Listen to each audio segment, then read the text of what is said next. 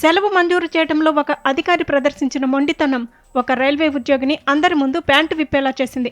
ఉత్తరప్రదేశ్ రాజధాని లక్నోలో జరిగిన ఈ షాకింగ్ ఘటన ఇప్పుడు సోషల్ మీడియాలో వైరల్గా మారింది. రైల్వేలో లోకో పైలట్గా పనిచేస్తున్న రాజేష్ మీనా గత కొంతకాలంగా పైల్స్ సమస్యతో బాధపడుతున్నారు. ఫిబ్రవరి 22న ఆయన శస్త్రచికిత్స చేయించుకున్నారు. ఫిబ్రవరి 8 వరకు సెలవులో ఉన్న ఆయన ఆపరేషన్ గాయం ఇంకా మానకపోవడంతో సెలవు పొడిగించాలని కోరారు. రైల్వే వైద్యులు కూడా ఆయనకు విశ్రాంతి అవసరమని ధృవీకరించారు. సెలవు మెమో కోసం Rajesh Meena chief crew controller Ratan Kumar ను సంప్రదించారు.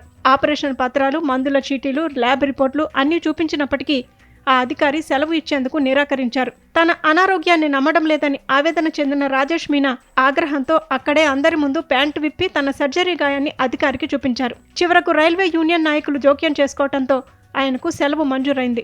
అయితే అనారోగ్యంతో ఉన్న ఉద్యోగిని ఇలా అవమానించడంపై లోకో పైలట్స్ సంఘం తీవ్ర ఆగ్రహం వ్యక్తం చేసింది. సదరు అధికారిపై కఠిన చర్యలు తీసుకోవాలని డిమాండ్ చేసింది. దీనికి సంబంధించిన వీడియో ప్రస్తుతం నెట్టింట వైరల్గా మారింది.